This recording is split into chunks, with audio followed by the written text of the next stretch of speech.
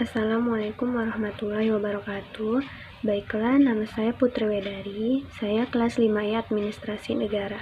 Di sini saya akan mempresentasikan sebuah jurnal yang saya buat dalam bentuk PowerPoint dengan judul Kebijakan Pemerintah Menangkal Penyebaran Berita Palsu.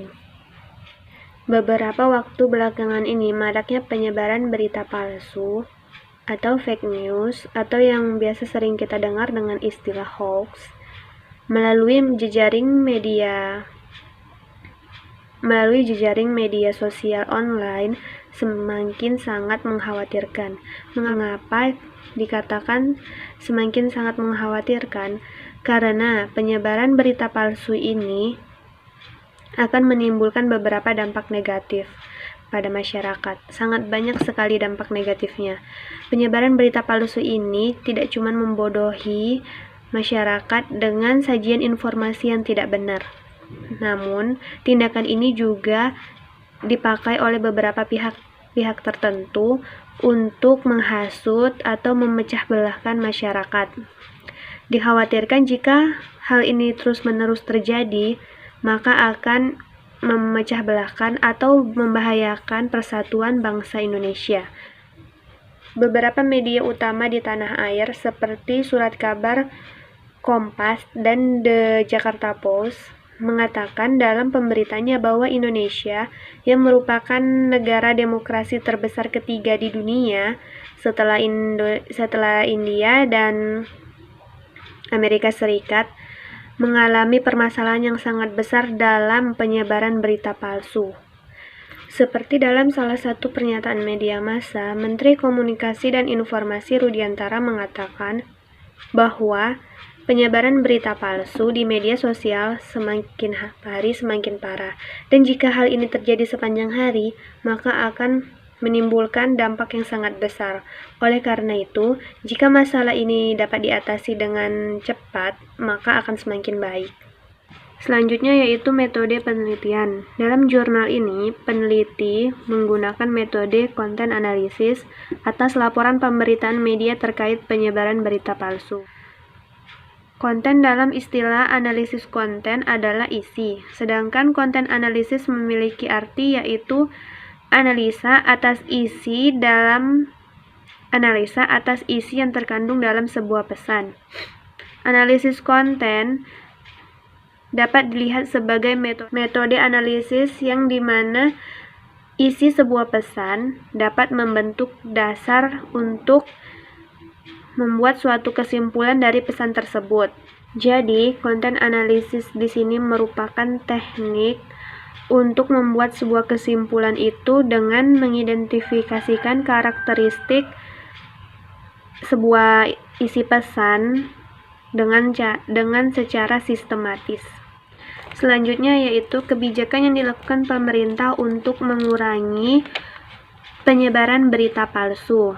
Langkah pertama yang dilakukan pemerintah yaitu dengan pemblokiran situs yang bermasalah. Untuk mengurangi penyebaran berita palsu atau hoax adalah dengan membuat sebuah kebijakan, yaitu dengan memblokir situs internet atau website yang menjadi sumber informasi palsu. Terkait kebijakan pemblokiran situs tersebut, pemerintah telah menegaskan bahwa pemblokiran akan dilakukan melalui beberapa pertimbangan. Pertimbangan yang pertama yaitu dengan melihat isi atau konten dari situs yang bersangkutan. Langkah yang pertama ini dibuat pemerintah dengan target agar situs yang menjadi sumber informasi palsu tidak dapat diakses lagi oleh masyarakat. Namun pemerintah menyadari bahwa pemblokiran situs atau website yang menyebarkan informasi palsu dirasa kurang efektif.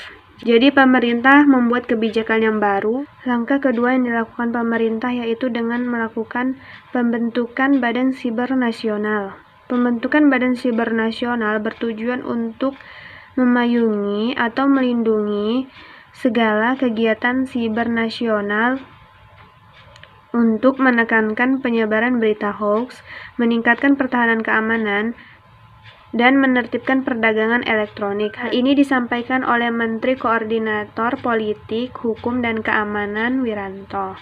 Selanjutnya, kebijakan ketiga yang dibuat oleh pemerintah untuk mengurangi penyebaran berita palsu yaitu kerjasama dengan Dewan Pers. Melalui kerjasama dengan Dewan Pers, pemerintah ingin media massa yang ada di tanah air diverifikasi untuk memastikan perusahaan pers tersebut menjunjung tinggi demokrasi, keadilan, kepentingan politik, dan profesionalitas dalam melaksanakan tugasnya atau fungsinya. Kebijakan selanjutnya yang dibuat oleh pemerintah adalah bekerja sama dengan Facebook. Mengapa harus Facebook? Karena banyak masyarakat di Indonesia yang menggunakan jejaring media sosial tersebut. Berdasarkan data Oktober 2016, Facebook merupakan jejaring media sosial yang paling populer di Indonesia dengan sebanyak 70 juta orang pengguna. Pemerintah memutuskan bekerja sama dengan Facebook sesudah mempelajari terlebih dahulu apa yang dilakukan oleh jejaring media sosial tersebut. Pemerintah bekerja sama dengan Facebook agar meningkatkan penyaringan berita untuk mengurangi penyebaran berita hoax.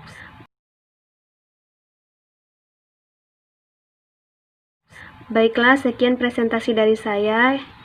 Itu saja yang dapat saya sampaikan. Lebih dan kurangnya saya mohon maaf. Wassalamualaikum warahmatullahi wabarakatuh.